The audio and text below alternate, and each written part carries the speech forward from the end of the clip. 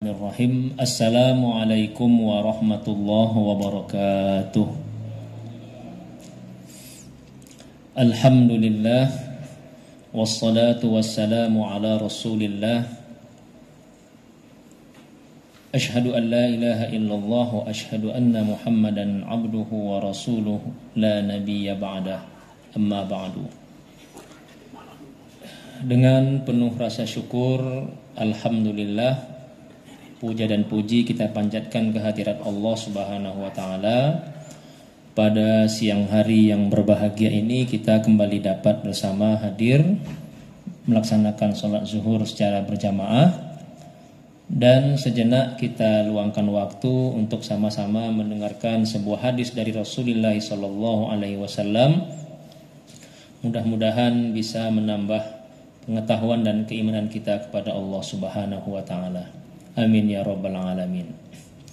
Seperti biasa, hadis kita bacakan dari kitab Al-Arba'in An-Nawawiyah.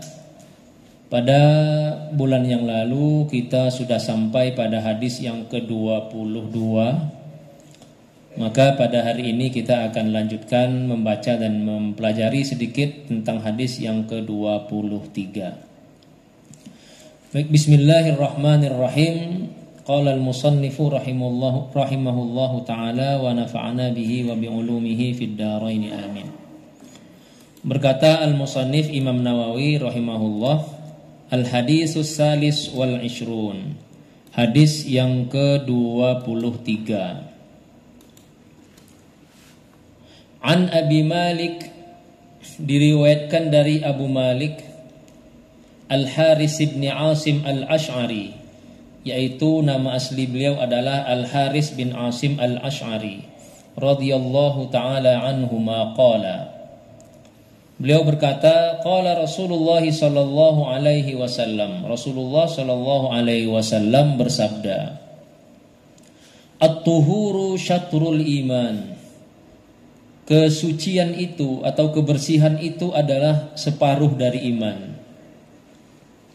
Walhamdulillahi tamla'ul mizan, sedangkan ucapan alhamdulillah itu memenuhi timbangan Allah Subhanahu wa taala.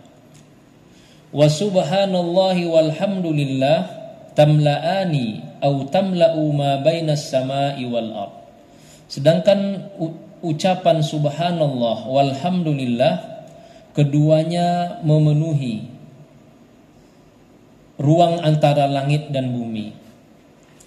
Was-salatu nurun, dan salat itu adalah nur. Was-sadaqatu burhan, dan sedekah itu adalah pertanda, bukti ataupun burhan. Was-sabru diyaun, dan sabar itu adalah cahaya. Wal Qur'anu hujjatun laka au 'alaika, dan Al-Qur'an itu bisa menjadi hujjah untuk dirimu atau atas dirimu. Kullun nasi yaghdu, setiap hari setiap orang bekerja keluar pagi hari untuk mencari pekerjaan. Faba'i'un nafsahu, lalu dia berusaha, famu'tiquha au mubiquha, ada orang yang membebaskan atau menyelamatkan dirinya sendiri, dan ada orang yang mencelakakan dirinya sendiri. Rawahu Muslim, hadis riwayat dari Imam Muslim. Hadis yang cukup panjang ya jamaah yang dirahmati Allah Subhanahu wa taala. Insyaallah dalam waktu yang singkat ini kita ambil beberapa pelajaran ataupun ibrah untuk kita semua. Hadis yang ke-23 ini diriwayatkan dari Abu Malik Haris bin Asim Al-Ash'ari. Ini nama sahabat Haris bin Asim Al-Ash'ari. Al-Ash'ari ini menunjukkan bahwa beliau berasal dari kabilah Ash'ar, yaitu di daerah Yaman ya, Al-Ash'ar. Ini beliau diceritakan datang kepada Rasulullah sallallahu alaihi wasallam dari kampungnya, itu naik kapal ya. Datang dengan naik kapal untuk bertemu dengan Rasulullah sallallahu alaihi wasallam. Abu Malik Al-Ash'ari. Beliau termasuk salah seorang sahabat yang meninggal dalam peristiwa wabah pandemi ya. Pandemi pada tahun 18 Hijriah Jadi pada tahun 18 Hijriah itu pada masa Umar bin Khattab terjadi pandemi namanya pandemi Amwas. Amwas pandemi, wabah Amwas itu yang menyerang daerah Romawi Timur sampai ke Jazirah Arab. Nah, banyak sahabat Nabi yang meninggal dunia gara-gara pandemi tersebut. Ya mirip-mirip COVID-19 kemarin lah kalau di kita. Nah, pandemi Amwas ini menewaskan tak kurang dari 25.000 orang Islam saja di daerah Damaskus sekarang, di daerah Syam itu. Nah, termasuklah salah satu yang meninggal itu adalah sahabat Nabi yang ini, Abu Malik Al-Asy'ari ini pada tahun 18 Hijriah atau sekitar tahun 639 Masehi. Nah, Al-Haris bin Asim ini itu meriwayatkan bahwa Rasulullah Shallallahu Alaihi Wasallam bersabda, "At-tuhuru syatrul iman." Kata beliau, kata Rasulullah Shallallahu Alaihi Wasallam, kesucian itu adalah separuh dari iman. Nah, atau kalau dalam bahasa terkenalnya, kalau kita sering bilang an-nazafatu minal iman, ya. Kebersihan separuh dari termasuk tanda-tanda beriman. Nah, kata-kata yang lebih pas itu sebetulnya ini, at-tuhuru syatrul iman. Kebersihan, kesucian itu adalah separuh dari iman. Para ulama mengatakan ini maknanya ada dua. At-tuhur di sini, kesucian ini maksudnya pertama adalah bisa jadi kesucian fisik, maksudnya wudu. Nah, wudu itu adalah separuh dari iman. Artinya kalau orang berwudu kan pastinya orangnya sholat ya. Kalau orang sudah menjaga sholat, rutin sholat, itu separuh iman itu sudah ada di dalam dirinya. Nah, ataupun ada penjelasan lain dari para ulama mengatakan kebersihan yang termasuk di sini, kesucian di sini adalah kesucian jiwa, kesucian diri dari sifat-sifat tercela, dari sifat hasad, dari sifat sombong, dari sifat dengki, iri dan lain sebagainya. Nah, jadi at-tuhuru syatrul iman. Kesucian itu adalah separuh dari iman.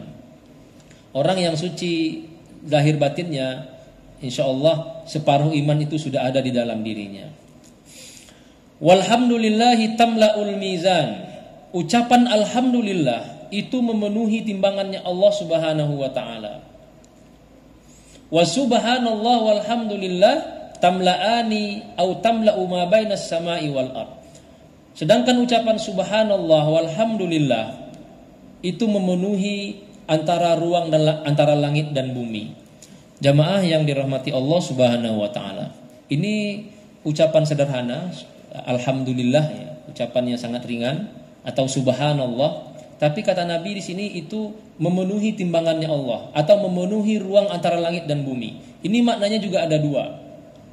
Makna yang pertama adalah pahalanya membaca alhamdulillah itu memang besar. Pahala membaca alhamdulillah, subhanallah itu memang pahalanya itu sangat besar sehingga tidak muat di antara ruang langit dan bumi, kira-kira seperti itu. Padahal sangat ringannya, subhanallah, alhamdulillah. Maka dalam hadis lain Rasulullah pernah mengatakan kalimatani khafifatani 'alal lisan saqilatani fil mizan. Ada dua kalimat kata Rasulullah yang ringan di lidah tapi sangat berat di timbangannya Allah di hari kiamat nanti, yaitu subhanallah wa bihamdihi subhanallahil azim. Subhanallah bihamdihi subhanallahil azim. Subhanallah bihamdihi subhanallahil azim. Itu kan ringan sekali ya. Atau alhamdulillah. Nah, itu kata Rasulullah di sini pahalanya itu memenuhi langit dan bumi. Nah, jadi karena itu jangan malas kita mengucapkan alhamdulillah walaupun mungkin bagi kita sendiri menganggapnya sepele ya. Tapi insyaallah itu sangat besar pahalanya di sisi Allah Subhanahu wa taala. Termasuk ucapan subhanallah. Nah, itu maknanya pertama. Makna yang kedua adalah alhamdulillah ini kan adalah ucapan syukur ya. Ucapan yang melambangkan bahwa hati kita itu lapang ya. Hati kita itu tenang, hati kita itu berserah diri kepada Allah Subhanahu wa taala. Nah, ucapan seperti ini kalau betul-betul kita resapi penuh rasa syukur, maka akan lapanglah terasanya dunia ini oleh kita. Nah, itu makna yang kedua. Artinya orang yang selalu bersyukur itu dunia ini itu tidak pernah dirasakan sempit. Orang yang bersyukur selalu merasa dunia itu lapang ya. Dunia itu kemanapun dia pergi hatinya selalu bahagia. Kalau hatinya penuh dengan rasa syukur kepada Allah Subhanahu wa taala yang terwujud dalam ucapan alhamdulillah. Jadi bukan semata-mata mengucapkan alhamdulillah, tapi rasa syukur itu membuat hati kita lapang seperti lapangnya langit dan bumi. Selanjutnya Rasulullah SAW mengatakan as-salatu nurun. Salat itu adalah nur. Dalam arti orang yang menjaga salatnya itu seakan-akan diberi cahaya oleh Allah Subhanahu wa taala, terutama cahaya nanti di alam kuburnya. Orang yang selalu rutin menjaga salat, paling tidak salat 5 waktu yang wajib itu, insya Allah terang alam kuburnya. Dan akan terang juga jalan hidupnya semasa menjalani kehidupan di atas dunia ini. Dan terang juga keadaannya ketika di akhirat di yaumil qiyamah. Was-shadaqatu burhanun. Sedangkan sedekah itu adalah bukti. Burhan itu artinya bukti. Artinya kata para ulama, sedekah itu adalah bukti atau cerminan orang itu punya iman. Apa tandanya orang yang beriman? Dia tidak segan-segan membantu orang lain. Dia tidak segan-segan mengeluarkan hartanya untuk membantu sesamanya. Dia tidak segan-segan untuk membantu saudaranya sedang kesusahan. Oleh karena itu Rasulullah menyebutkan as-shadaqah burhan. Sedekah itu adalah bukti keimanan seseorang. Bahkan jamaah yang dirahmati Allah, kata sedekah itu sendiri artinya sebenarnya adalah bukti. Sedekah itu artinya pembenaran ataupun bukti. Bukti bahwa kita itu betul-betul percaya bahwa Allah lah pemilik rezeki kita.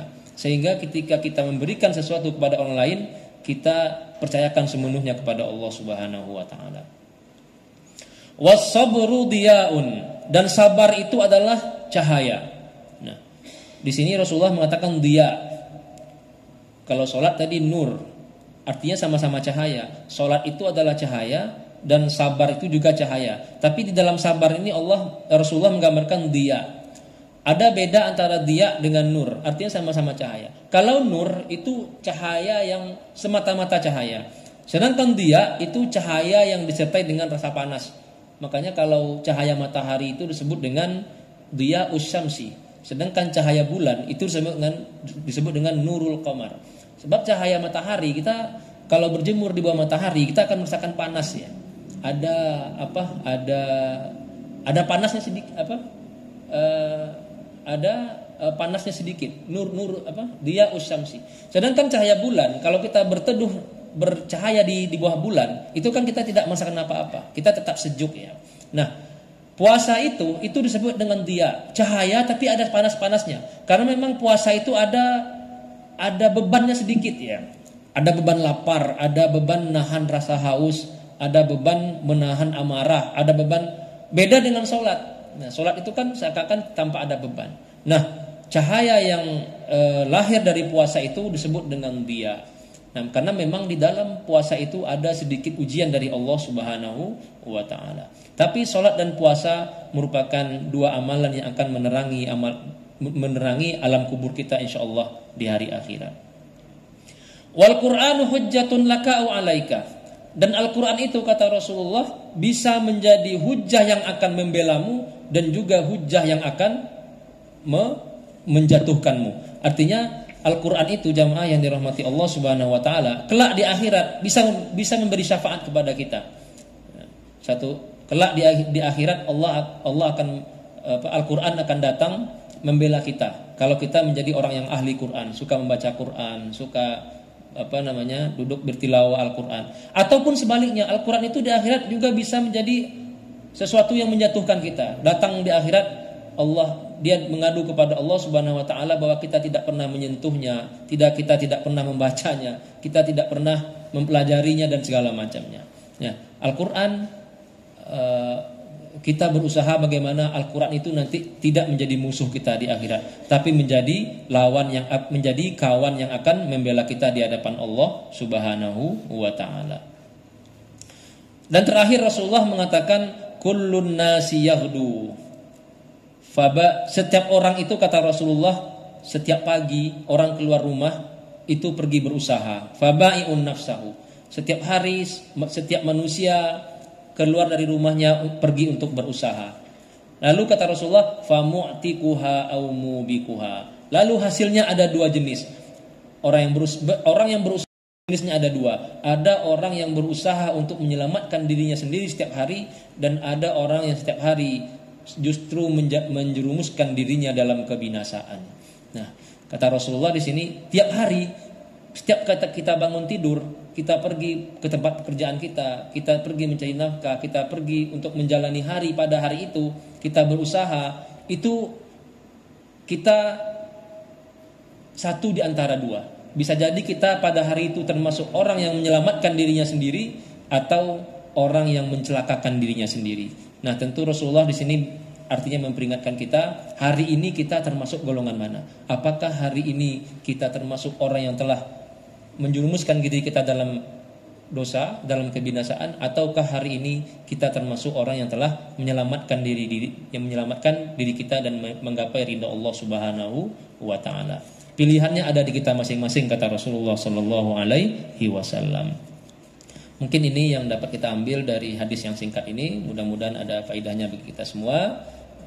Lebih kurang saya mohon maaf. Usikum wa nafsi bitaqwallah. Wassalamualaikum warahmatullahi wabarakatuh.